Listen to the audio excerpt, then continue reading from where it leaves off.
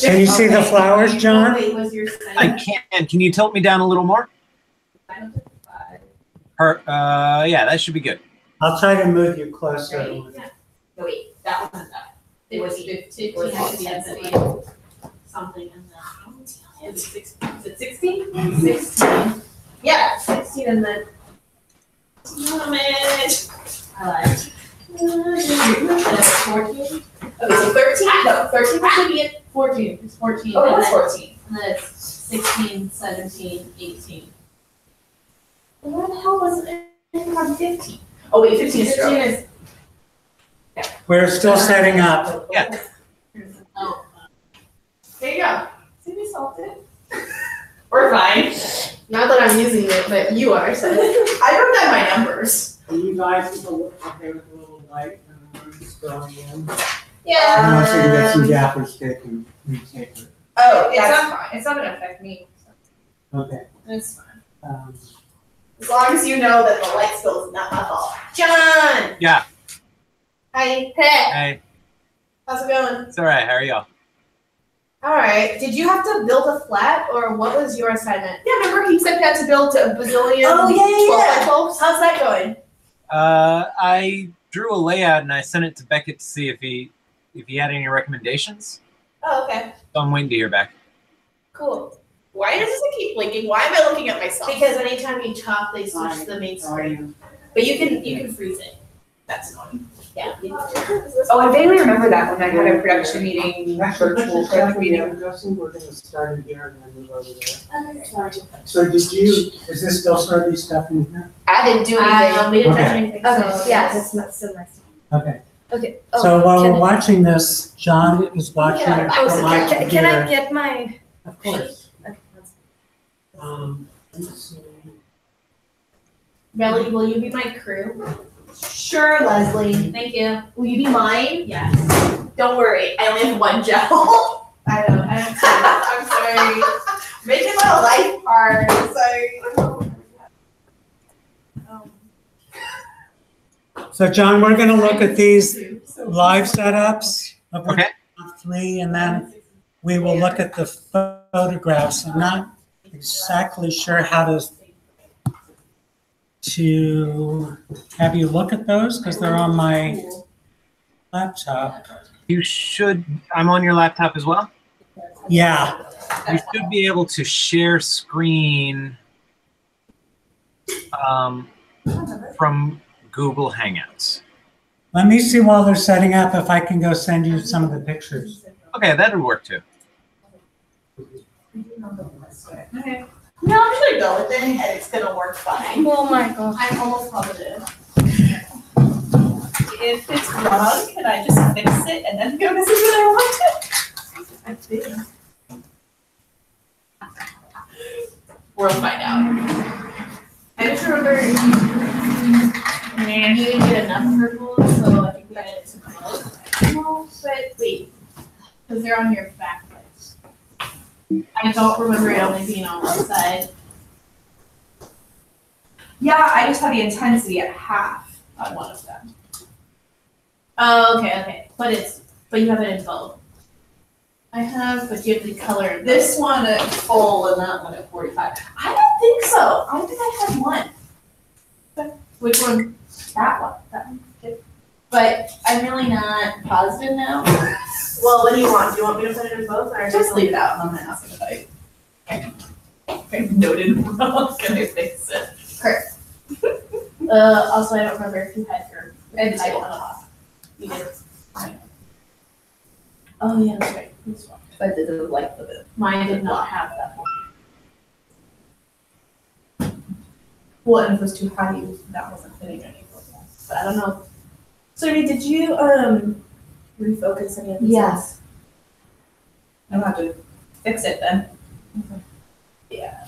You're not, when you do that, you have to put it back to normal. Yeah, I. No, I know, I'm just letting you know. Yeah, no, I said Matthew. I told Matthew, so he said you would go first and then. You said you're going first. Yeah. Oh, you, as in that's what Matthew told you? Yeah. That's fine. Well, that. Hi, Matthew. All these- Yeah. So I can't remember if I put color in 2 lights or just one. Is it okay if I? You can do whatever. Okay. John, I just sent you the other I got it. the email. Yeah. Okay, I will try to move this closer to you when we get started. Okay. You can go ahead and turn your lights up.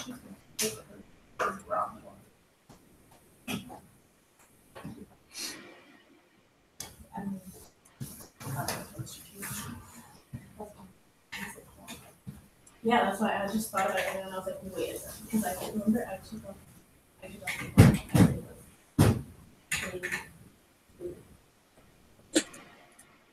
I haven't copied that yet. Yep. Yep.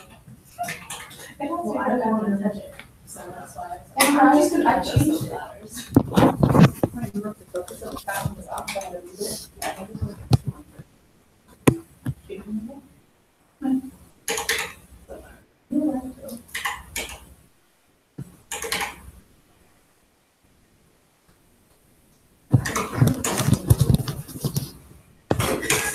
I'm gonna pull the motivators because that's how we wrote the cues. We didn't even have a computer on when we did this. Just like I'm giving you props to me because you're typing it all in. Easier to pull it up. I just pulled it up on the page. Yeah, that's what I do. Okay, great. Well, and Matthew, we didn't. When you do your next project, We it's have. a lot easier to do on faders. Yeah. Yeah. Oh, I would not do it. Mine. Okay, so tell us about what you use and why you use them. Okay. I'm gonna move you back now, John. I use L203 gels on both the front lights. I like it kind of gave a neutral color feel, so I use that. I thought of removing the gogos from both the high sides, but then I kept it, but I used RO5 on both of those to, highlight the pink. And then I used RO5 even on the, okay, I didn't know I could do that. Okay. All right, so I use RO5 on the top as well. Okay, And all of the backlights, I used R53. Yes, and I use the touch pad to adjust, see what intensity I wanted. okay, so And I everything's use the at side light as well, which is now not hitting, I guess. Well, yeah, at very low intensity because I didn't want the glare from the mirror hitting. Okay. So, That was the same thought I had. yes. Yep. I was like, Same, I don't think it's. Sorry, Leslie. That's okay. Nice. Yeah, and Okay. I tried a few colors and I didn't like the no color too warm feel, so I added more Yeah. neutrals and slight colors that highlighted the colors in the flower arrangement. So yeah. So I found when I was looking at AJ's stuff that this was actually a pretty difficult flower arrangement. So like, Yeah, but the side which colors. this Yep. one, which is, Yeah. you have to definitely take into account, which is I just- as well as these. I just. Yeah. The warm I colors, don't hide that one. the warm colors are easier Mhm. and you brought them out well. I'm not really sure if anybody have any luck actually making these more vibrant. Yeah, I think I did, but it, like, the way it's arranged was really different. Or you can rearrange them. Yeah. too. I didn't even know if I could move the stool here Yeah, and yeah, there, yeah. so I. Oh, yeah. We did. We moved it all over. Everywhere. Okay. So it looks for the most part really good. I think these are still, you used some lavender in the Yes, back, I did. right? I use lavender. R53. Yeah. Did I use it at the same? Is there, and did you try putting a more saturated lavender in? I did. I somehow didn't like it all that much, Okay, so I chose to use 53. I tried 54 and 52, Mm-hmm. So I like 53 more. Uh-huh. It's a lot clearer color than 54 and 52, kind of muddy colors. Yeah. Good. Okay. Yeah, I think you pretty much cast it. Cool. So I think also the color of that particular flower you keep touching is just kind of a weird, Yeah. kind of It is. icky color in general. it is. Like if we had normal white light on it, like it's still kind of, they Right. remind me of nursing homes. Don't know. Yeah. And So- even if I added anything like to brighten that up, it looked more muddy. Uh-huh. And yeah, and the rest of it kind of, the look of the rest of the flowers kind of changed. And actually, I like the fact that everything is bright and that is kind of Stand in dull. front of it. Sorry, everything is bright and that is kind of dull, so Yeah. it kind of worked for me. Yeah. Yeah, so I didn't necessarily want it to brighten that also. And yeah, it's a very difficult look, and you probably have some notes for the costume designer if they came out wearing those costumes. Okay, cool. Anybody else have any more comments? The green really pops, but it might be the camera. Which green? Especially the green on the, the might be paper by the purple bloom. This? Oh, no, I think you're talking about the leaves? On my left, stage right, yes. Yeah. Yeah. Great. Yep. Oh, no. They've been there for 2 weeks. I was wondering. You You know, I did debate bringing in my flowers on my boyfriend day because it was like a different week. That would have been a process though. Okay, who wants to set up? We'll Oh, talk amongst ourselves. Wait. Let's just put the open. We're yeah, trying to more find like- out what happens. Yeah, I'm gonna. Okay. Sorry, you get to refile all of this stuff. Oh, there's a ladder right here. Like, standing on folding chairs makes me very nervous. No. You will mind if I get my foot stuck between. Actually, is this new or old? Is this- Pull it out. The only ones that have color are All there. of the ones that I put are, that are used right now are the ones that I put. Okay. Matthew doesn't need any stool or. Okay, but that was. While you're setting up, are you doing okay on your project? Yeah. Have you gotten to into any research or anything yet? A teeny bit, a You little have to bit. turn it Uh-huh. I'm still kind of looking, because I know, like you said, by this week we should have like a little sketch of the set design, so Uh-huh. I'm working on that. Was that figuring out. Okay. Um, What are you thinking? That's fine. Just the part That's that you're fine. thinking more. my set design vibe once more, of course, because I'm thinking like a park bench sort of, okay, so it's left-ish, and then some sort of tree-looking thing, because like what I'm getting a lot from the plays, because it can be set in any day, is I'm really thinking about the time with it, and thinking about making it a moment in time that is fluid through all time, which is a lot. A moment in time. Here, top. I'm not sure what you mean by that. I know, I don't either. Why are they not? So, Well, we like abstract concepts too. yeah. Why are the faders not working? So what? Oh. Oh. Oh, this is. Oh, that Glass? Like. No, that kept happening. It kept sleeping. I turned it on and off. It would turn off. No, but the lights aren't. Oh, That's my point. Did you do anything different when you? Are you talking about the monitor?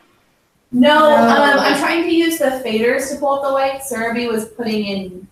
Using the wheel. Yeah, I was using the keypad. Yeah. That's it? Yeah.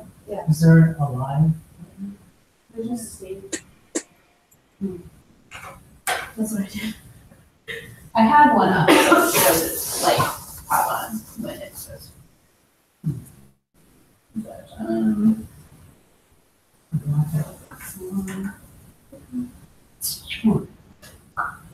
Did it possibly switch to the other master? No? That's right.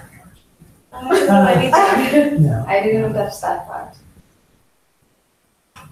That's fine. it just I don't know why this it keeps falls sleeping. asleep really fast. Yeah, this keeps sleeping. Capture channel.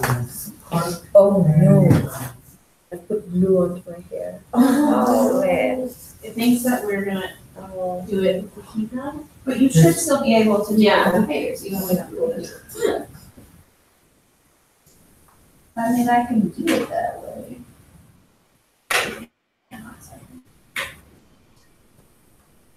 Oh.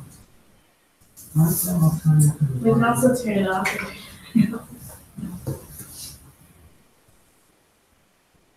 Our buttons always work. Yeah, because we were pulling up, when Liz and I turned this on, we were able to, no, hold on. 13, 14, 15, there's nothing on 13, 14, 15. Well, I'm aware. I mean, that's the They're same, but yeah. different things. Oh. Oh, there we go, that's working. Well, you have to say. This, Are the others?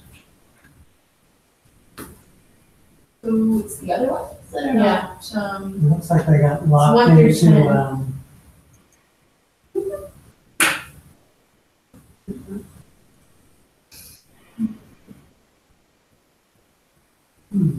I just want to. I'm just doing it off. What we said. that's probably not a bad idea. Just like your Just a computer, right? reset button. Yeah. I'm not worried exactly. about losing anybody's data. No. I'm not using that.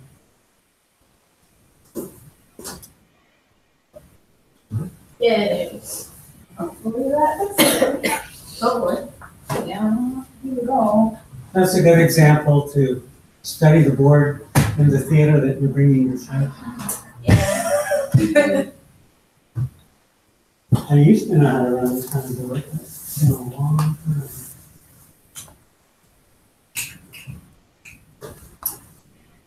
There we go. Okay, wait, can I have that again? Yeah.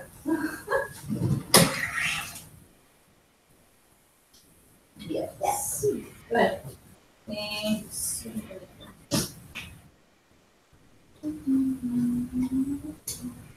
Oh, good to see you, though, my kids.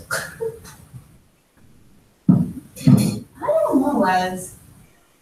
Okay, hold on. I might have to pull up this color. I can't remember if we had the font color.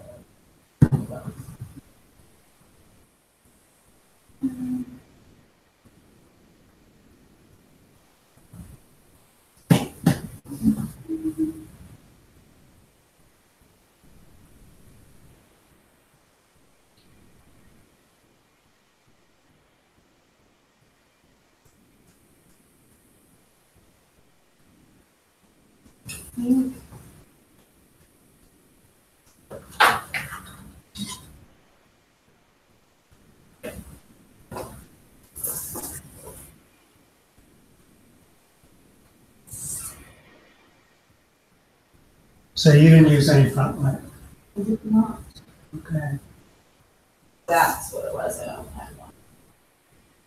That's roughly what it was. Close enough. John, move a little closer. Hopefully, you probably can't see the color of this psych at all. It's blue? You can tell it's completely distorted. It's actually a very purple blue. It looks very green on the screen. It's an LED. So anybody have any comments? When we were doing this, I noticed that I really enjoyed the gumbo created on the table. I really, I didn't want to use the GoPro. because the flower was gonna make its own. Uh-huh, I didn't want it to be exaggerated by an artificial dogo. uh-huh, And Leslie and I did hers like together, kind of, not together, but she went first and then I went and we worked together on them. And you'll see, she used warm colors, and so I kind of wanted to contrast that and try using cool colors instead. uh-huh. Which is why I used, it's actually R58, which is a pretty saturated purple, but I only have it at half. Mhm. Um, Well, one thing that you've done by not using the front light is really make great texture in yeah. the bouquet itself, by just creating shadows Mhm. on itself, because like backwards. Yeah, I felt like when I turned the front light on, it flattened it. Yeah. And I also am like an anti-front light person in all of my lighting designs. I'm like, let's not turn the front light on. Let's not do that.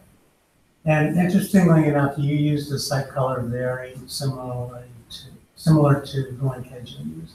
Which, if you look down here, where you can actually see what it looks like, if you, Yeah, it's kind of like when it really sets it off really well.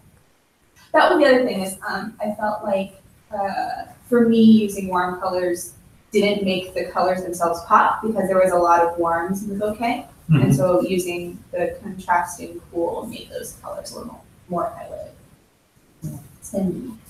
What were you gonna say? No. Okay.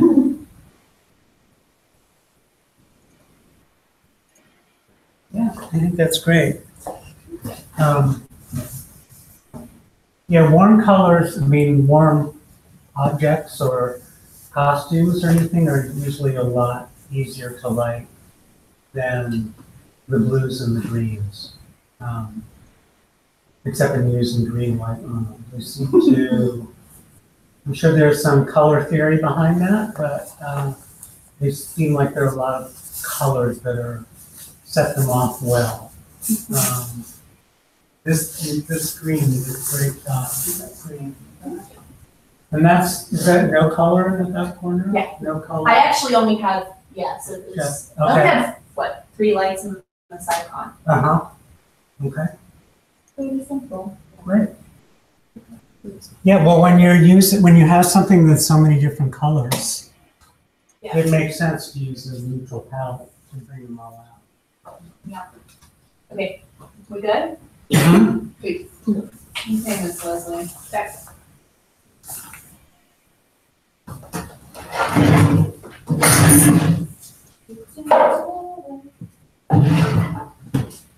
Matt, can I ask you a question? Yeah. Unrelated to this. As we put things in. Do you think that you / maybe it's a question for Beckett would let me borrow the extra wide lenses again? Oh, that's fine. Weekend? This week, yeah. Yeah, we only have, for some reason, we only have to medium wide, and the ceiling's so low that I'm concerned about. That's fine. They haven't even started on the lighting for the show. They're waiting for the set. There's a lot of set pieces in the air. They're waiting for those to go out. That'd be cool. And I would just bring them back next week, it's just for. These gel prints are very tight. Yeah.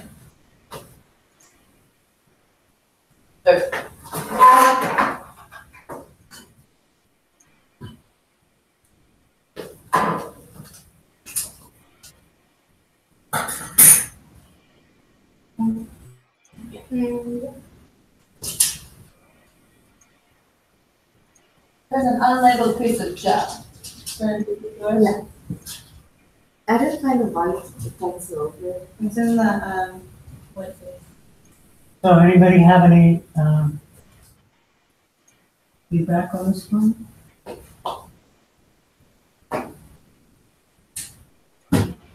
So you did it, what color is that, 65?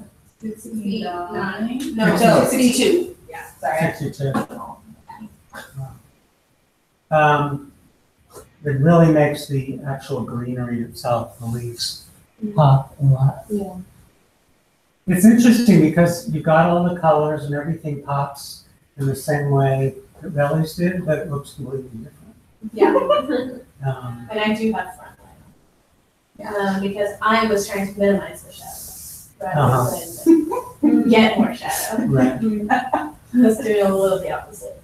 But she and I did I don't want to say similar, but we used different colors Uh-huh. in the back diagonals, which I think is really cool because then it highlights different, like you get the Right.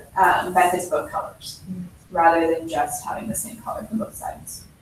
It's kind of like when you're lighting a modern dance piece and you use the cool shins on one side and the white shins on the other side. That's what I did because I thought it added more definition to the flowers. If you have a warm side and a cool side.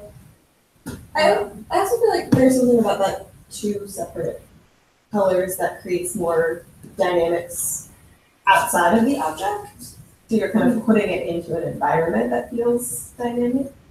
And it's not just about the object itself, but also where it is. Uh-huh. Which is really Anybody great. else have any? Yeah.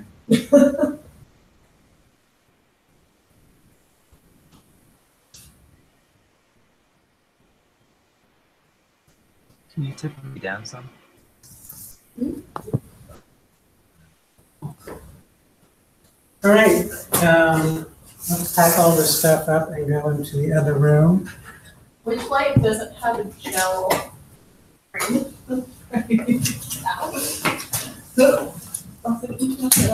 Yep. You want us to turn everything off, Matthew? Yeah.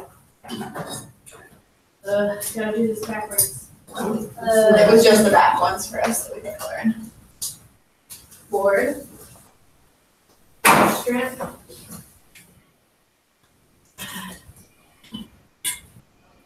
Really? All right, John, we're on the move.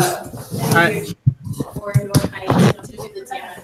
Can you stay on this? I don't know, I did last time, didn't I? No, it's here.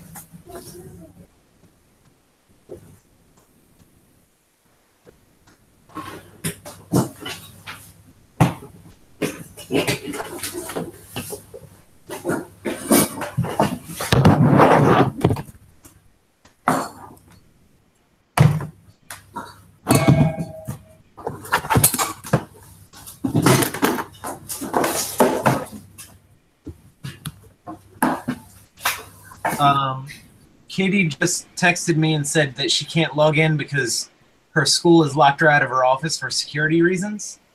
No, okay. Yeah. It's gonna be, I'll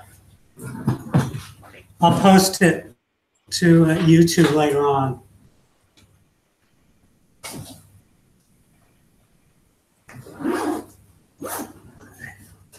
I told her.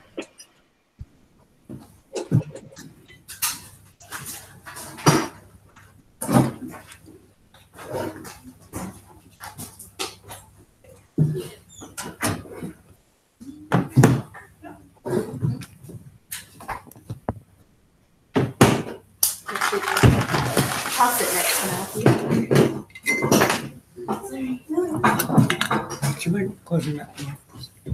Thank you.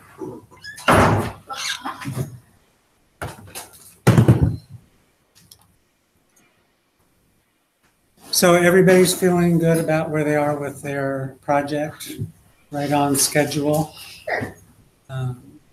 This should be a point of starting to do research.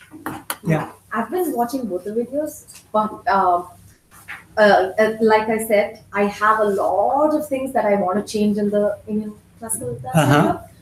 The second part that I mentioned to you, I've still not got it, but I'm going to follow up and try and get it. Okay. But I wanted to ask you, which one should I do? Between, Which project should I do? The Bali one or this one? oh, you should do this one for sure. This one? Okay, Yeah. cool. Yeah. Very good. Okay. Yeah, because I looked at it and it seemed like they made some very strong lighting choices, some of which seemed to work and some of which didn't. And Yes. some of it confused me, and this may be because I'm not Indian and didn't understand the connotation of certain colors. But which I think a lot of the lighting there was just put in just because it's there. So Right. They didn't make a conscious choice or anything. One thing they did really well though was light the colors of the costumes. So that was really nice.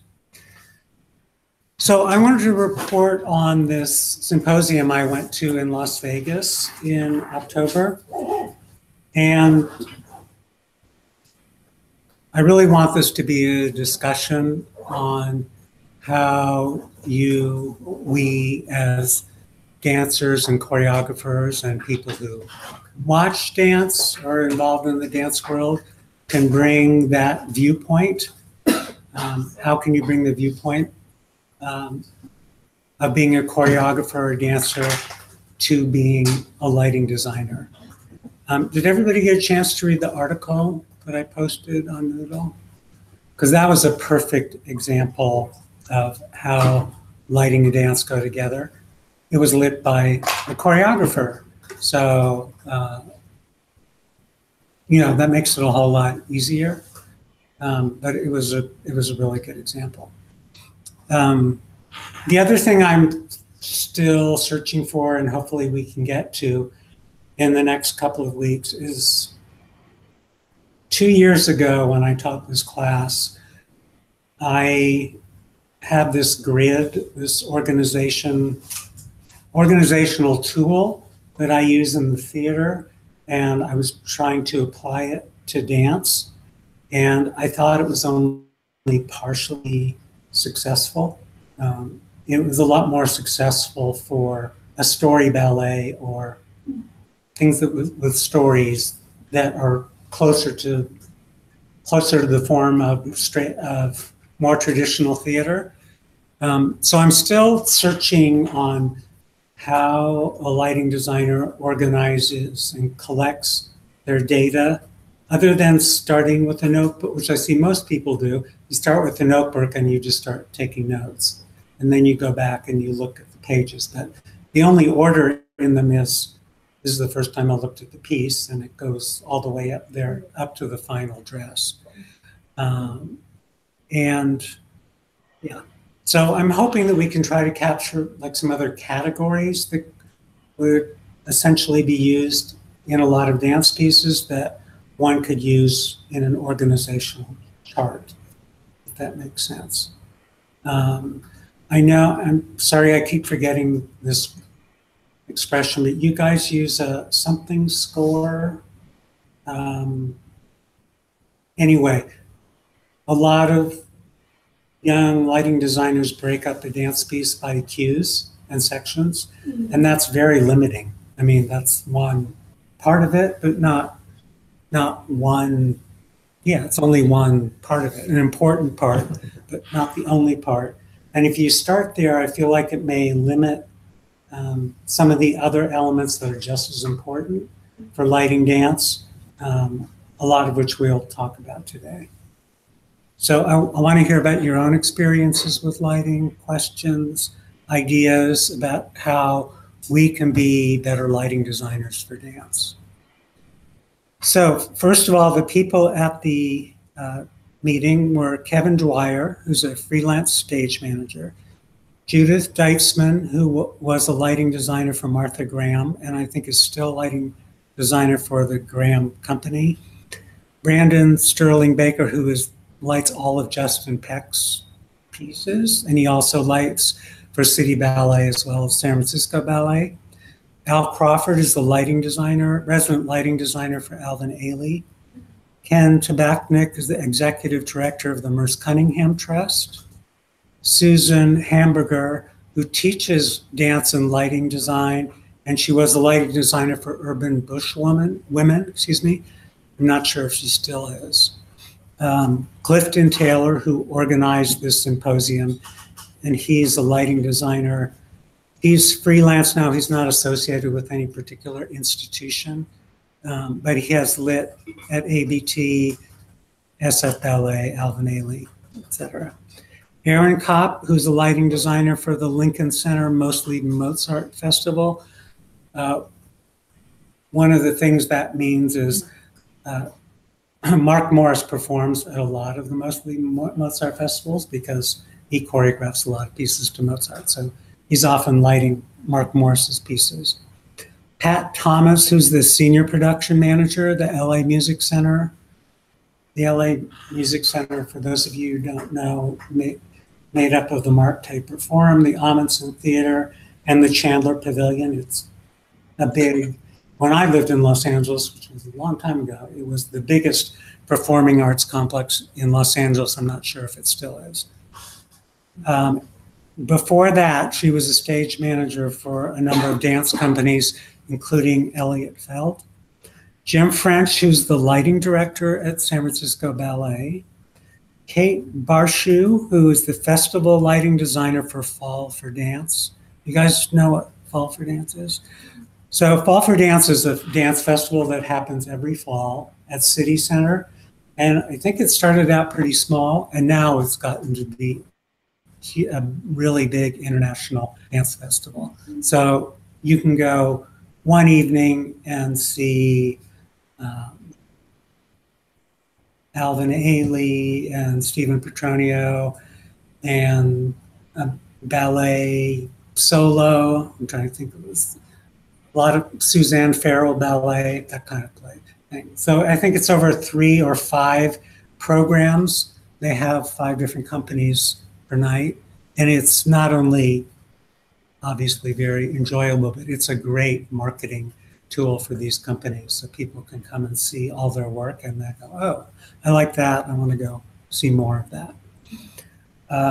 Roya Abab, who is the associate lighting designer for Alvin Ailey, and Mark Mangold, who is the production manager at the City Center, which is where Fall for Dance takes place and is a big performing arts theater in New York. So this symposium was presented in the format like TED Talks. So people spoke for 20 minutes and there was no discussion. And you really couldn't ask questions.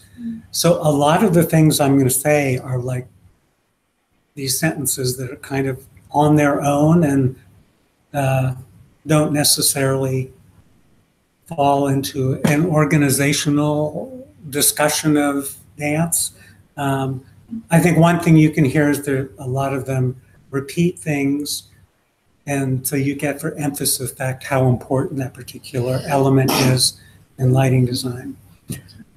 So instead of breaking it up by the order in which they appeared, I broke it up into the following categories: history of dance lighting, design, management, communication, documentation, rep plot, and color. And you'll find in different areas that I referenced the other areas as well. But I thought this might help. So I don't know if any classes, have you guys talked about the history of dance lighting at all in terms of designers? Did you talk about it in Wally? I wrote the paper about it, but that was my own choice. And what particular part of it did you write about? I mean, was it more about the history of modern stage lighting, like going back to Adolf Appia, or is it more about? Okay. Yeah. Okay. I'm trying to remember what this.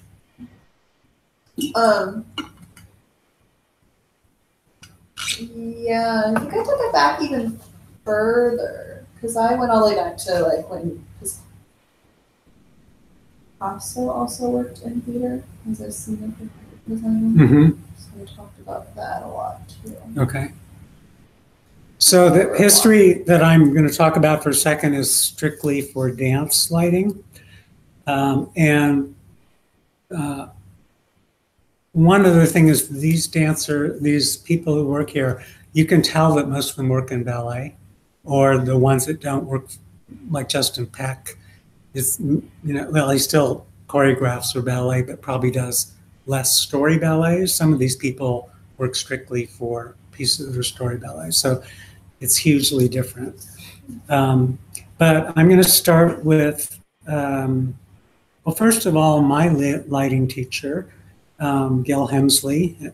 You go through the color chart, you'll find that one of the colors in Roscoe Lux is named after Gil. I can't remember which one. Anyway, I was lucky to study with him at University of Madison. And he he said this one thing that you guys probably have all heard, but couldn't be more true. He said this to his lighting students. If you are the lighting designer, you will likely also be the stage manager, the tech director, and production manager. And that is really true until you get to kind of a really high level of dance companies. You know, Alinda does all of that stuff for Dana.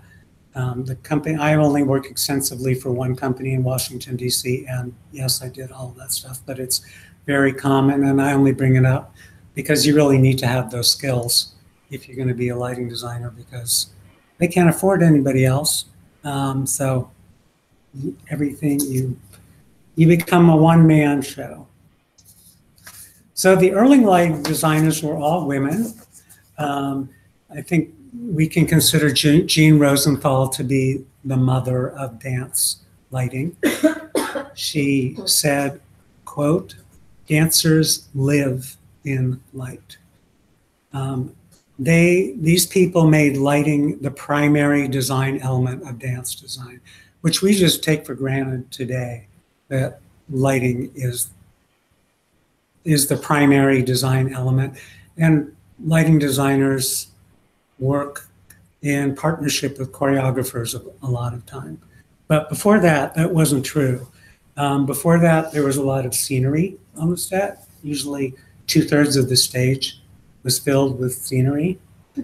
So some of the things that Martha Graham introduced that we also take for granted today, but it's interesting to think that none of this stuff was even in anybody's repertoire until she started in, I would say, in the 40s. I'm not sure when in the 40s. Is that you start with the choreographers. Who are they and what is their style? So for instance, Balanchine has a clean, dry look, and his choreography is a lot about formation. Obviously, when you see a Balanchine piece, that's very obvious.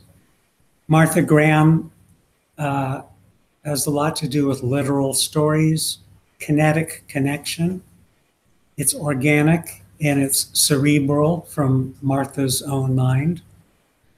So you can go through and look at the style of people. Because I'm lighting the faculty dance concert, I've started looking at all of the work of our dance faculty that I can find.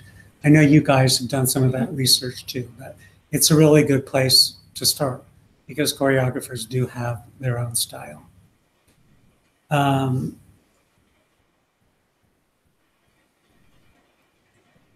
She also, it's kind of hard to put this in words in terms of history, but she really introduced the idea of positive space versus negative space, which we also kind of take for granted when we're lighting a piece. What is the space around the dancers? What is it supposed to be? Are they in isolation? What is the kinetic area? And what is the area basically outside of the movement of the dance? She was the person who introduced side lighting positions. They did not exist before before Jean Rosenthal. And she also introduced, this article said, the speaker said, she introduced all other positions other than front light and footlights, which I think is pretty accurate. That's all there was before, and it was exactly the same for dance as it was for the theater. And I mean, dance, especially in America, is a very new form. Nijinsky didn't come to America until the 20s, so dance as an art form didn't really exist before that. I mean, it existed in vaudeville. And what? How do you spell her name? It's Jean, like the peanuts. And then Rosenthal. I think correct me if I'm wrong, but I think it's Rosenthal. And if you want to read her book, you can borrow mine. They keep saying they're going to republish it. Now you can only buy a used copy for $150, so a lot of people don't own it. But I'm happy to loan you mine if you'd like to read it. A lot of it you know, because you take for granted, the things that she invented, but the things that she wrote, these sentences are just so evocative and so great to think about when you're lighting a piece. She said that each dance company should have their own rep plot, their own hookup, the way they focus the lights, and their own color palette. We'll talk about rep plots later on in a whole different context. But I think what she means here by having their own rep plot is that the instruments, the tools of lighting reflect the design of the dance. So you have up in the air what you need. You know, you can say, like for Balanchine with formations, you know you definitely need to have strong back diagonals and front diagonals because of the way the dance is formed. So I think that's what she means is the rep plot really reflects the choreographer, and you need to know about that as a designer. She opposed heavy color saturation. That's really a matter of personal taste. I can say that that applies to all lighting designers. You'll find Jennifer Tilton very seldom uses color, but Alvin Ailey is crazy about color. So I think that's become more a matter of taste. So then we went on to talk about the second generation of lighting designers. I'm just going to mention them quickly. Tom Skelton, who interestingly enough started out as a dancer, and then he became Gene Rosenthal's assistant. A lot of the lighting designers we know started out as assistants of other well-known designers. Also from that period is Theron Musser, who is called the Dean of American Lighting Designers, all these aphorisms for different people. And one of the biggest things that she contributed to dance was when she lit Chorus Line on Broadway. She was the first person to use computers to light a show. Up until then, they used piano boards. Chorus Line happened in the 70s. I had my first job in the theater in 1969, long before you guys were born. And we used a piano board, which the board was as long as both of these dressing rooms combined. And it took two hands. The levers were these huge things that you could, if you turn the handle, it would lock it into another handle so you could get some doofering. And it took two people using both their arms and legs to operate this. And it was the common form. And you probably can still find, I imagine in some theaters, you can still find rooms within them. I doubt seriously that some of them use them. And they were very limited. One of the jobs I did, which now I think was probably really stupid, was I used to repatch during the show, and that meant I was standing behind the board and I was putting the cables right into the hot patch of the board, right to where the power source was. I would pull out something out of the power and then put something else back in. Hopefully when the power wasn't on, but if I knew what I knew today, I probably wouldn't have done that. And I was very, very starry-eyed, so it was fine. Like this. Exactly, that's exactly what it is. Oh my god. Oh, yeah. So you have to know your lighting positions, like for each thing. I've seen paperwork that involved this. Like, so it would have like the whole plot, and like each cue would be a piece of paper. Right. Could you or TV shows? In movies. Right? In movies, I think I've seen them use it, and I'm like, what is that? So each one of them in the back just has the opening where you stuck the cable, and the cable was, I don't even know what you call it. It's like this big block with copper wrapped around it, you know, the conducting agent, you know. So that's kind of where, Scary.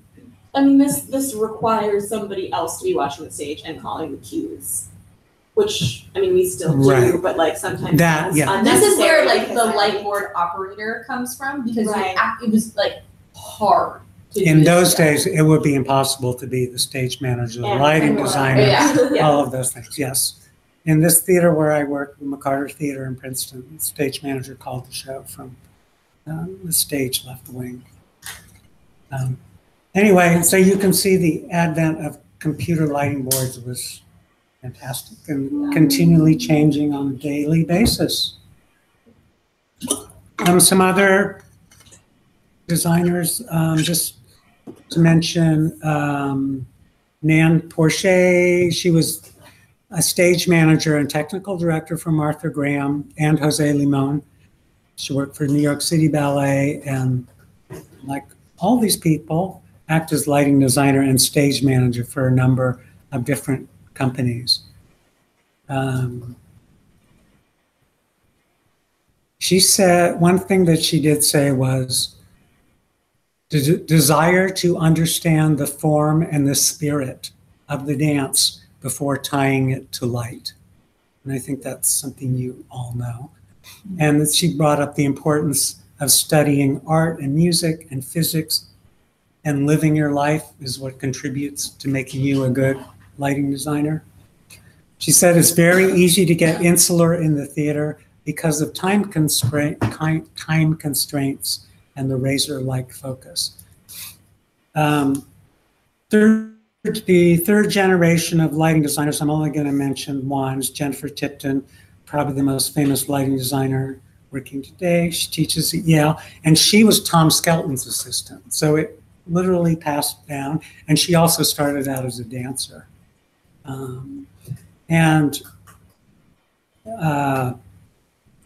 She then herself, I mean, you see her name on everything still. I mean, she just won the Tony Award for Best Theater Design. I have no idea how old she is, but, and Jules Fisher is also still lighting shows. He's probably as old as Jennifer Tipton. But anyway, Jennifer Tipton was then the teacher of a lot of designers that we know about today, like Donald Holder, Christopher Ackerland, Robert Wurtzel, Howell Binkley, and lots of other people. And I'm sure a lot of them studied with her at Yale. One quote of hers that I love is she said, "I like to think of my work as where I was at a point in my life." And to me, that really reflects the artistry of the lighting designer. When you think about, say, a painter, and you look how their work has changed over the years, it goes through all different iterations, styles, some hugely different, others in a pretty tight style, but they do change. And so she's saying, whatever is in your body is going to be reflected up on the stage. So let us talk about design, and this actually really jumps around. I'm just going to say like sentences and more sentences. So keep your eyes on the stage, not on the computer screen and the paperwork in front of you. That's really, I have to remind myself of that all the time.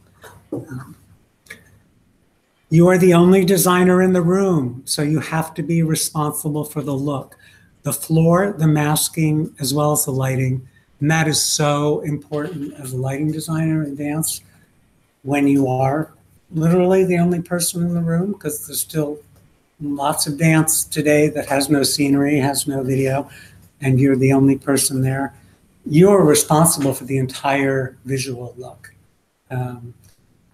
When you look up on the stage, the masking, like I asked the ASMs here, the stage manager in theater is in charge of looking up at the stage to be sure that the masking is in the right place every night, the condition of the floor. But as a designer, you have to take that all into account. And I think even standing back from that farther, not literally, but figuratively, in terms of how the audience perceives what's going on up at the stage. So for all of us as artists in the performing arts, it's really easy to get focused down on your work because we have so many time constraints. But it's really important to get back and look at everything from a really, really wide vision. She said, I think I mentioned this to you in the first class, that a number of these people think to really be a good stage manager in dance, you have to know how to dance. So one of these people said, as a lighting designer, you need to know dance terminology, which is a matter of going to classes, I guess. Are you going to hear people say that all dancers need to take lighting design like they are at St. Mary's? All the dancers are required to take lighting design. So it goes in the other direction as well. I guess it's not all the dancers here, it's all the choreographers. Anymore.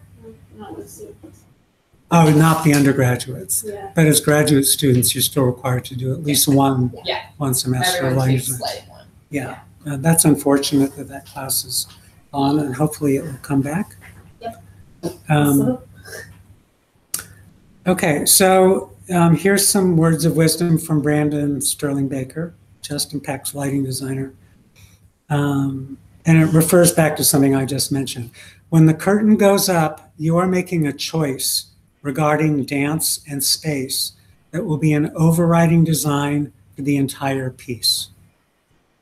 I think that's why I focus so much on a design concept. He's talking about here, you know, the first moment that the audience sees the piece, you're making a statement about visually about how that piece is going to be from beginning to end. And he goes on to say you need to stay committed to your design idea, but flexible in your approach. He also, like all of these people, brought up the presence of the floor and how important that is. And in every theater, the audience's relation to the floor is different. We have kind of unfortunate relation to the floor in this theater. You know, ideally it would be more like the relationship of the audience to the stage at the Yerba Buena Center, where you can actually see the floor. Here you can't really see it, but you can kind of sense it. So it's really neither one nor the other, which is not I really think that's good. unfortunate because you think for dance specifically it's important to see the floor or use it as a place to light, or why do you think it's unfortunate that the audience can't? About the floor or our relationship to the floor? I mean, Well, what's the the import- reason that you think it's bad here? It's at an eye level here, so you can't really see what's on the stage. You can in the back of the house. You can see a little bit about what patterns you're getting on the floor, what look. If you sit down front, you can't see any of that. So to me, it feels You're missing very part of the design. uncommitted, you know. I prefer to look down at the dance a little bit more than that, you know, like at the Yerba Buena Center or like at Cal. Right. And it's another section of, it's another design opportunity for the lighting designer. Absolutely. Yeah. And unfortunately, we do not have, John, are you still there? Yeah. Okay. The screen just went blank.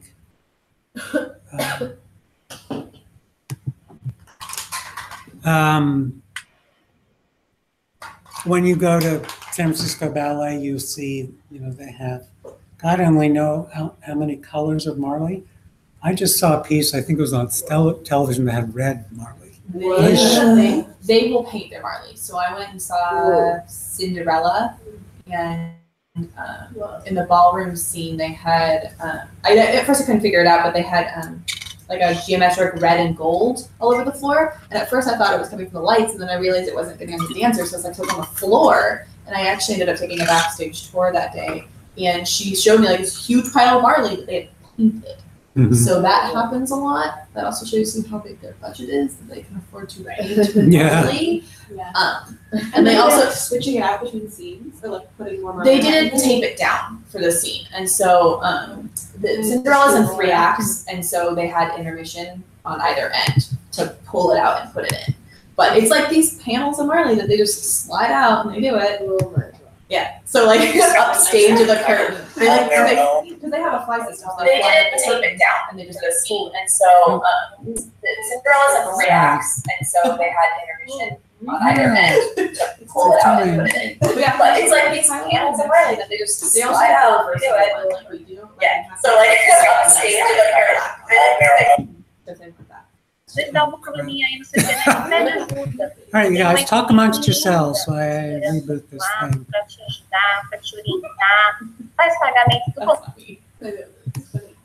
So it is just of extreme importance that that you look at that.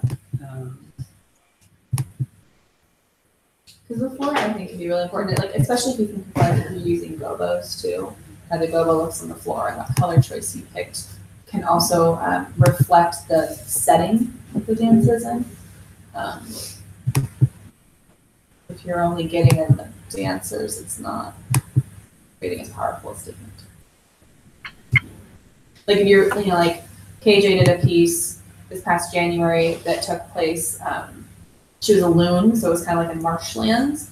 And so being able to see the blue light on the stage rather than say like an orange light really helps set the mood. But then here, you can't really, you lose some of that depending on where you sit as an audience member. That's true. Really, if you sit anywhere in the first like 10 rows. Which is why I don't sit in the front. You can't see it. You're like, I'm being intimate with this one person. Can you do me a favor and read me John and Katie's email addresses once I get to the right page? John. Wait, here we go. Oh, John? I'm still here. Okay. Okay, good.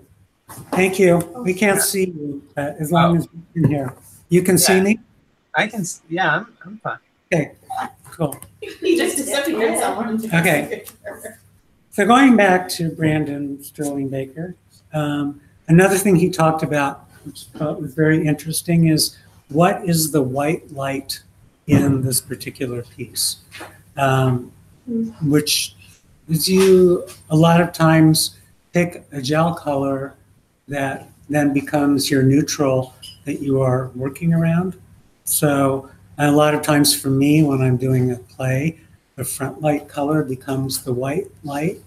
And I think you can all imagine that the color is going to, if you have a white light that's bluer, it's going to affect the entire palette as opposed to something that's warmer. So I think that's what he means by that.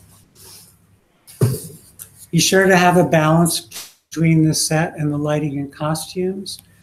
Be sure they all work together in style, color, proportion, depth of detail, etc. And we're going to talk about this in terms of color next week when we can get on the stage. Sorry, these are just like one slogan after another, but hopefully you'll find them helpful. Clarity and focus is so important. It must be symmetrical. Spend the time to focus. But we have a huge focusing problem on this stage. The trees are all a different distance from the stage. There's a huge gap where the proscenium is. So you've got a lighting tree downstage, and then you've got like 10 feet, and then the next lighting tree, and then the one after that's upstaged by 6 feet. So it's extremely uneven. But I do think it's really, I know what he means. It's one of those things where it's very easy. If you're on tour, you go into a house and there's a house plot, to just assume that everything is okay, that the side lights and the front light and the back light, but be sure to check all of that stuff really carefully. I mean, a lot of these people, except the Alvin Ailey designers, use very little color. Or as we all know, we just like we saw in there were lots of different colors of white, which they use. So, but very few of them use saturated color. So focus becomes even more important. Going on to, I should have put this in the communication section, but you said, be clear on how you represent your piece to the choreographer and the producing organization. I think that's, we'll talk about it more a little bit later, but being sure that expectations are in order for what people are going to get. You should have a basic list of your design ideas so that it can be adapted, broken down by concept. And I thought this was really interesting. I'll try to give you an example. So I just started talking to Rogelio about the piece he's doing in May, and he wants it to look like it's taking place in an alley. So he said, can we have a lane of light that's 16 feet wide that goes down the stage? And then I said, well, would there be other ways to do this? Like, because we started talking about wanting the feeling of almost like a noirish kind of criminal feel to it. And we said, well, would it work if we had like downlights like they used in when you're interrogating somebody in an interrogation room? And he said, yeah. So the fact that I knew what the idea of what he wanted was, because you could be taking a show on tour and go into a place and it would be impossible.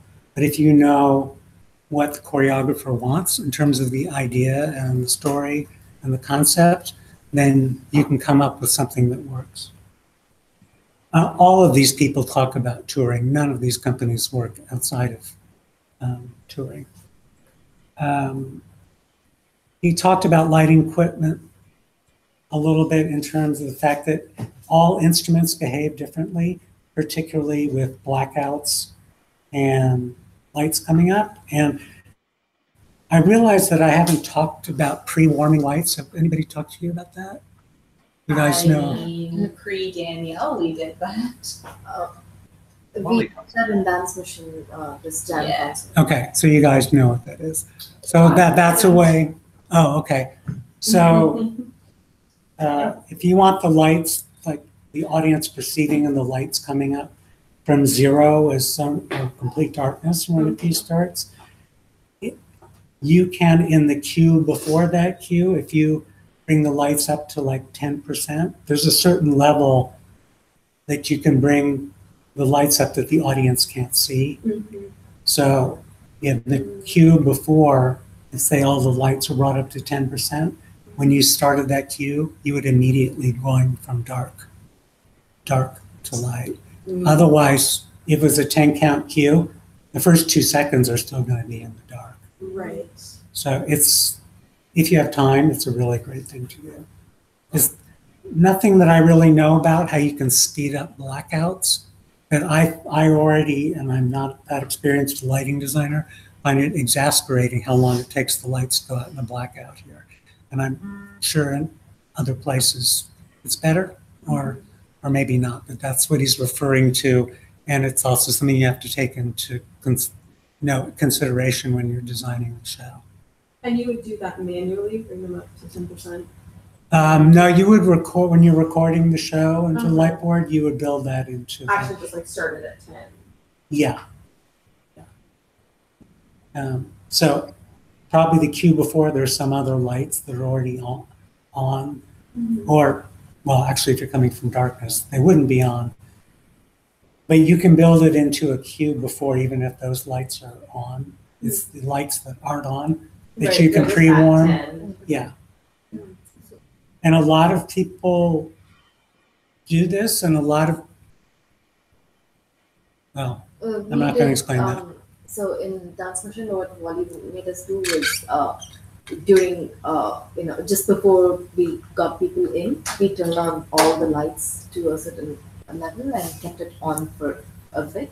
And then, and then went, not before the queue started, but before the people started coming in, we turned on all the lights for a while. And then turn them off? Yes. I think that may have to do with the fact that there's really old equipment there, and if you move the lights really quickly, you can blow lamps. Yeah. That was the reason. Yeah. So moving on to Al Crawford, who's lighting designer for Alvin Ailey.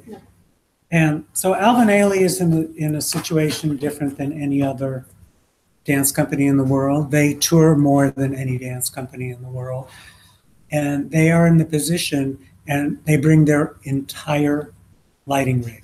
When they go into the theater, they bring all their own pipes, all their own instruments. The whole thing is set up into the theater. They have enough money to have these 5, I think he said, semis full with, I can't imagine like- their budget.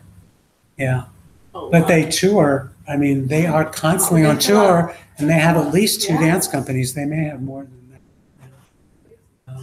But they're also But you- touring and selling out every show practically. Yeah, exactly. And in places where like no one else could go. Like I saw them in Cleveland once, the sold out show, and I feel like no one else could go to Cleveland and sell a show, a Yeah. dance show, you know? Well, they're popular enough that they come back to Berkeley every year.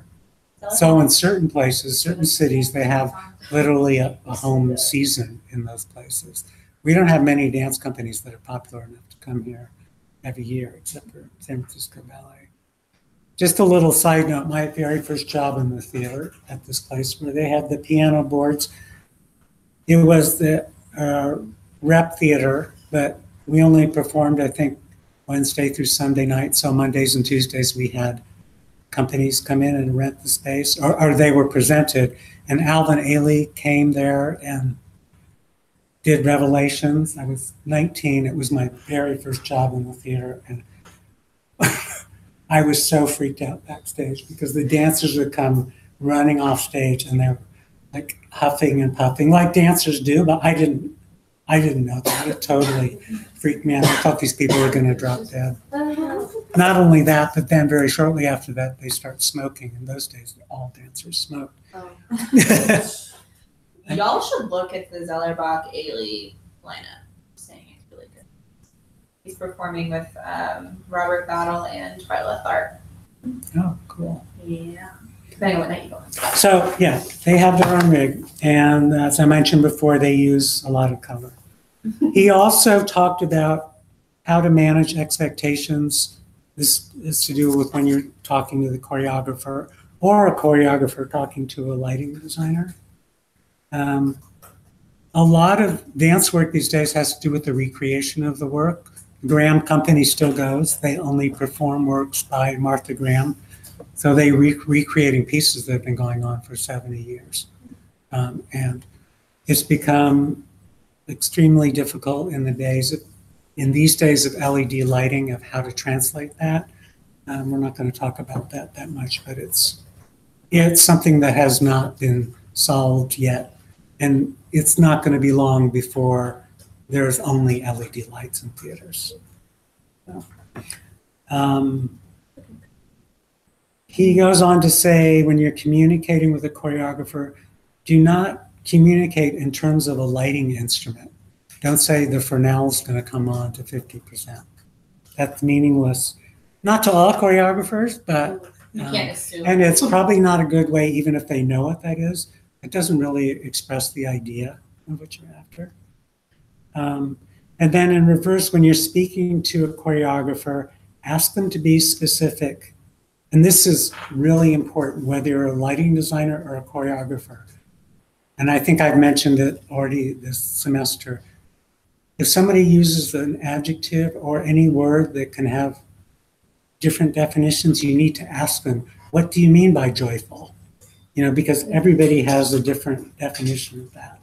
And obviously, it's important both ways. The guy who is the head of the Merce Cunningham Trust says, you have to be prepared to feel like an idiot when you're talking about a choreographer, when you're talking to a choreographer. You just can't ask too many questions and do not worry about making a fool of yourself. And he wasn't talking about students. He was, you know, I was the only teacher in the room. The rest of the people in the room were professionals. So, also something that you guys are kind of at the end of this, except for Katie, is when you're in school is the time to play with lights and learn about your own personal vision for lights, because you have so much time to light the show. And that just doesn't exist when you go out into the world. What's a typical lighting schedule at Shaw Anderson for a company that comes in? Well, we have a company coming in on Saturday, and we have 3 hours to do a cue to cue and light 3 pieces, and the pieces are like 30 minutes, 20 minutes, and 40 minutes. And which day are they being lit? They're performing on They're Saturday? performing on Saturday, we're lighting them before the show, so kind of in the light, yes, so we can't totally black out. Yeah, but that's not atypical of a lot of performance spaces and a lot of dance companies. And I'm gonna spend a couple of hours before they come watching their videos, because they're bringing rep and like pre-writing some cues, but I'm scared. So have you ended up lighting a lot of shows there? I know you started out as the stage manager there, so now you're Yeah, becoming the multi-purpose. yeah, I mean, I've actually been kind of the resident lighting designer, but before we had this new system of ETC LEDs, it was just these, like the lighting plot was so limited, it was just like 6 dimmers basically that I was running manually. It didn't really feel like I was designing per se. We couldn't put color on them, like there was kind of nothing. Occasionally we would have people bring in a designer who would bring in additional instruments, and then they would kind of set what everything looked like. But for the most part, I've been doing it for a couple of years. But now with these new instruments, we have more people bringing in lighting designers to do it, but I'm the in-house person. So for a touring company, this is our second touring company. And then for any of the stuff that we produce ourselves, it's me. So like in 2 weeks, we have a salon and there's 7 different pieces. And I'm just gonna light them all, and they each have half an hour. Yeah. So, yeah. I mean, So- I'm grateful that Half an hour is they're, typical. yeah, I mean, that's super typical in the Yeah. dance world, especially for these sort of like salon type Yeah. productions. So even the tech schedule for the thesis concert is luxurious compared to what you would have. Yeah, I tried. And what is it? It's like 6 hours before They text or get something? 6 or- hours on stage for spacing, rehearsal, whatever they want to do with no tech stuff, and then they get an hour for film and sound, and 2 to 3 hours, I think, for like tech other stuff. Oh, and a couple hours for lights programming per piece too. Yeah. It's a lot. But I mean, part of the reason I did that was we don't have to pay for the space. Mhm. So because we just have the space free, I was like, well, why not? Exactly. Like, if we didn't do anything the first week of June, that would be dumb because the space is open anyways. Yeah. People are here. I might as well put them on stage instead of putting them in a studio. Yeah. But like for most places, you have to pay there, Right. which is why you have such a limited amount of time. And choreographers are always asking to do it in as least amount of time possible, so they don't have to pay more. So that's something that I am constantly being like, okay, if you want me to take 2 hours and pre-set some cues for you, you also have to pay me for that. Like that's additional. Like, are you willing? Yeah. Does that fit in your Yeah. budget? Yeah. The company I work with in Washington, pretty typical, is Yeah. the first day we would come in and while they're spacing, I would have actually already written the show through offline editing. But have you guys done offline editing? So you can record your show on your computer for any kind of lighting board that's at least made by ETC and I think probably others. So you do it all here. You can't see it. And you put it on a flash drive. You go to where you're doing, you put it in, and then you see it, and then you make the adjustments. So they'd be spacing. So we get maybe 4 hours there doing that, and then we go right into tech and dress. And we had the luxury of not performing until the second day we were in the theater. So a lot of places are like what Jesse just described. Theaters have a red plot, Mm-hmm. but when you actually go to the space, it doesn't match. They would Exactly. they would have changed something, or they would have not updated the red plot. And even if you ask them, they say, yeah, this is the red plot. But when you go there, it's totally different. And if you have pre-recorded all the cues, you have to go Right. change. But yeah, think of your feet. And, different places, like at Dance Mission, you have Harry, who sounds like somebody who was really helpful and would do anything for you. But you have other spaces where they could care less, and they don't really do anything to help you. The fact that ODC could care less. Is that really? I've staged a couple shows there, and they're unionized, which is so great, but they're also like totally don't care. I think some of them are great, but I've worked with people who are just like so unhelpful and like don't care or like playing solitaire. So they're unionized as in the IA union, the stagehands union? I don't know what union they're in. I just know that it was like breaks and we're out at 8. Like, Which one is that? Sounds like IA. Actual at the ODC Theater. IOTC, I know that. Uh-huh. I don't know if they're at. Okay. I don't know who they would have been calling the breaks for. Yeah. So that's the electricians and the people who are running the board, yeah. but not the stage manager or, You have to bring in your own stage manager. Right. Yes, you do. but they should also have a house person who should be helping you. Who basically doesn't do anything but be sure everything goes smoothly. Most people are pretty good. But they Yeah. rotate through a lot of people because it's a part-time job. So Yeah. he happens to be. Yeah. So, Now the I you can never expect the IA to care, that they'll work hard, I think. You know, you can complain if they're not doing their job properly, but as long as you have work and you don't screw around with their hours, and I get paid, God, 10 years ago, the minimum pay for them was $65 an hour. I can't imagine what it is now. Oh. That's including the overhead, the benefits. So, not a lot of spaces that size have are unionized, at least here. I don't know if there's anything comparable to the ODC Theater. I don't imagine if you perform in the ODC school space, the IA. Yeah. I don't know. I think they would provide you one technician. Uh-huh. But they have. I've heard like nothing but complaints from people in either of those spaces about like weird additional fees and like problems with technicians. It's been going on forever. I used to work there. They just do not have a great relationship with the dance community. And it's been going on since they came here 50 years ago. It's really unfortunate. Okay, little side note.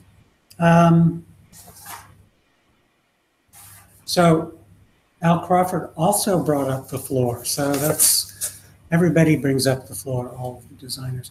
So he also, because he deals with a multiracial company, he says there are no rules to lighting different colors of skin. So anything that you know, somebody posted an article on Facebook that all lighting designers should read about using indirect green light when lighting during it's that great show on HBO. I can't remember the name of it. Starring Issa Rae. What's it called? Secure. Insecure. Yeah. But, yeah. So it's good to know the lighting designer of the most multi-ethnic dance company in the world says there are no rules.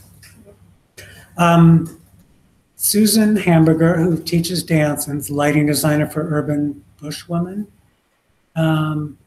she's also a dancer. Things to consider as a designer and a dancer. Focus. Where are you leading the eye through line, color, and intensity? So that's almost like in the same way that a painter is always consciously or subconsciously or unconsciously leading your eye by the way a painting is designed, and you are doing the exact same thing. So whether you're designing from that standpoint, it's probably a good idea like to look and think, okay, well, this looks right to me, and then step back and go, oh, well, what's going on? What am I making the audience actually look at? And it may not be the same as what you think it is. She also talked about the relationship of the dancer to the viewer. And I wasn't exactly sure what she meant, but I know that in the kind of dance that you do, Surabhi, that it's really important for the audience to see the dancers' faces because there's so much facial expression. But I think she was literally thinking about the same thing. How do you want the audience to see the faces of the dancers?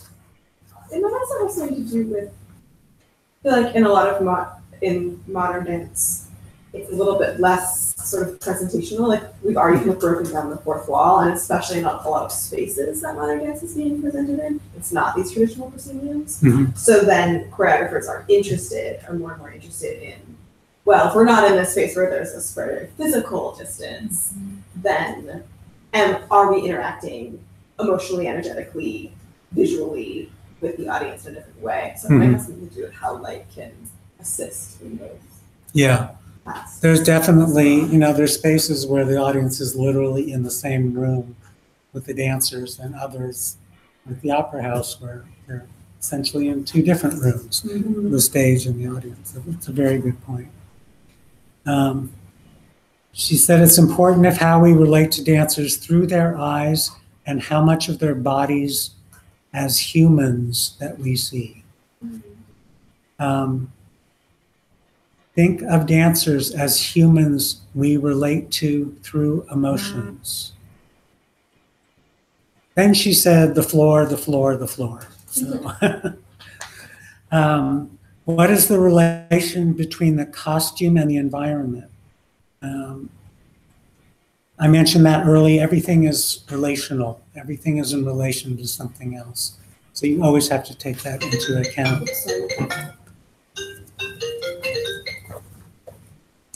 So Clifton Taylor, who's the freelance designer and the person who organized this, he said some things which are kind of hard to explain, but I will say them anyway. He also mainly worked for big ballet companies. So a lot of this applies to like story ballets, or even if it's not a story ballet, a ballet where a story is being told. Design an illusionistic world for the characters to inhabit. The purpose of the proscenium is to transport the audience to another time and place. So in a lot of these theaters, in the big ballet companies, they would never have the audience be able to see a lighting instrument. So the masking becomes extremely important because they're trying to create this illusion. I mean, once you get rid of those, you're creating a certain level of magic. And just the same way the proscenium is. We don't have this in this theater, and most of us aren't working in that kind of space these days.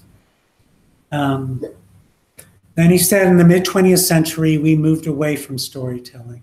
Design is a visually responsive world. That is an abstract response to movement and music. Design is a visually responsive world that is an abstract response to movement and music.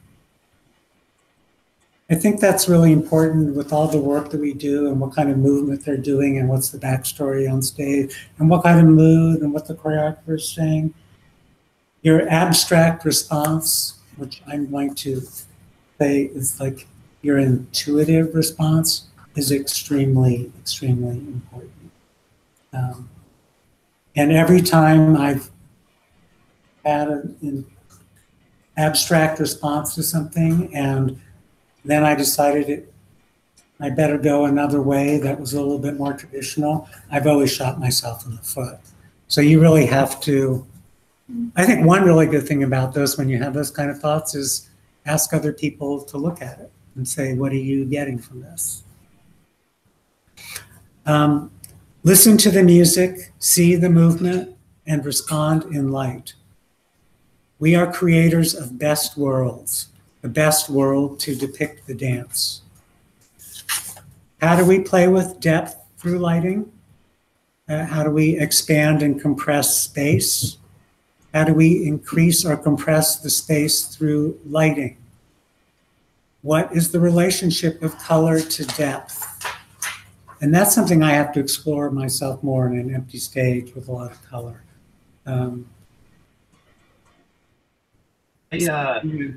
Yes? I heard, I was at a USATT a number of years back, and there was a lighting designer talking about how they were experimenting with making the color more saturated as you go upstage. So like the most upstage booms would have 3 cuts of the gel that's in the downstage booms. And I've tried that so many times, and it's always made me very angry Do you It's never think the worked. minute are they doing it because they're trying to maintain the color upstage to downstage? That No, to create a greater sense of depth by giving the colors upstage more saturation. Oh. Well, I mean, it automatically does because it automatically makes things darker. Yeah. You're cutting out some light. He said, design a frame in which the dance can be performed and seen through. Right. Design a frame in which the dance can be performed and seen through. Design a frame in which the dance can be performed and a frame through which the audience can experience it. That's going back, I think, a lot to the storytelling kind of ballet and the big ballet company where we're using proscenium. Now, here's some things that are even more abstract. If you think the things I just said before were not hard enough. So he's talking about time here, the different kinds of theatrical time. So there's the time contained within the work. So when and the duration of the story. So first of all, how long does it take to do the piece? Duration of the piece. But sometimes within a dance, the choreographer wants it as if days have passed. So there's the duration of the time in the story, and there's the duration of the actual time. Then there is the time of the cue transitions, which you guys all know, and you all know how important that is and the impact on design. Time signature in the movement or rhythm of the light. And I'm not really sure what he means like this, because I think of time signature as something in music, and so I'm not really sure what he means, but it sounds good. Repeat what it was about the time? Time signature in the movement or rhythm of the light. Well, and then dancers, they're not always in 4/time. They're not always in 4/4. Like if you dance for Dana, she dances in like 7 times. Right. So it's the same concept where you're lighting. I got it. Lighting cues can go with that. So he's literally talking about the time signature of the dance and how you're responding with the lighting, even not necessarily as a cue, but just as a general response. Yeah. Great. I mean, Thank and you for explaining that. sometimes the movement isn't to the time signature of the music, or Right. the sound score. So it's paying attention to what the actual movement time signature is. I understand what he's saying. Didn't think of it that way. He said, think about the time before the space. This is just another approach to design. The time contained within the space is different than the time it is experienced, literally. Time contained within the space is different than the time it is experienced.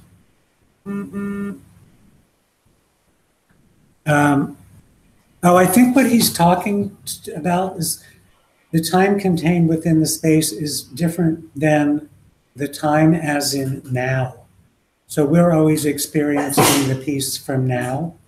What's the difference between our now as an audience and the time of the choreography? Can you read that quote one more time? Time contained within the space is different than the time it is experienced. And it seems like there's something in there to do with like the relativity of time. Yeah. Especially I feel like when you're watching live performance, sometimes you see things and you're like, oh my god, that must have been like 2 hours and it was actually 40 minutes. Or vice versa, you see something like that. Right.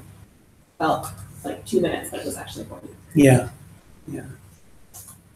And you'd like that to be something that is designed in as opposed to just like, oh my god, this was such a slow. Yeah, exactly. Exactly. I'm going to stop because we're at the end of class, but we are going to continue. We just barely got to the end of the design section, and I hope you find this interesting. The more I read it over and over again, I find it really interesting in terms of different ways of approaching the dance, different than what we think about. It's really interesting. Yeah. Cool. Thank you. Thanks, John. Oh, we never looked at your piece. That's look at okay. We had I'm too not many- real pleased with how the camera made it look. Yeah, I was going to ask you. Well, Yeah. I'm going to turn the camera away from me and put it on. Is this yours? Oh, I was like, who left Do this? you want a panda sticker? I have one. Okay. left. You know who likes pandas yet? Asher. Oh. Okay, so these are little, I'll try to break them up. So here's, I asked them all to send the pictures in daylight or regular light, whatever it was in. And then their lighting for the piece. So there's John's flower arrangement. Just in- That is some good colors on this. Yeah. Yeah. Did you find those in a And, random prop closet? Here is John's. Oh. So this is very conceptual. I think this is a little different than what I had asked people to do. So John, is there a concept behind this? Well, so what I was doing is the way that the flowers fell, it kind of hit a quadrant, and so I was trying to highlight each quadrant from an angle to pop the colors. And so if you look, you've got this kind of cyan coming from behind, Right. which person really looks great on kind of the translucency of the pink, and also makes the kind of indigo back there look less black. Uh-huh. So it's no good because I couldn't get my camera to do it quite right. But yeah, so I had an R08 coming from the front diagonal, hitting the where the normal looking daisies are. And then I had a cyan behind the pinks, and then I had a lavender on the stage left back diagonal. And then it looks a little grim, so I added a low front light with a salmon, which is a really I find a very difficult color to work with. But yeah, no, it so became, pretty, and then you bring it on stage, and it's hard. yeah, it There are became four kind of different maddening. colors of salmon and rust. But I also love the way the floor looks. Yeah. The whole, Yeah. whole composition is fantastic. Okay, I have to let you go now. We'll have to look at Summer and KJ's at another time. Okay. Thank you. And Katie's.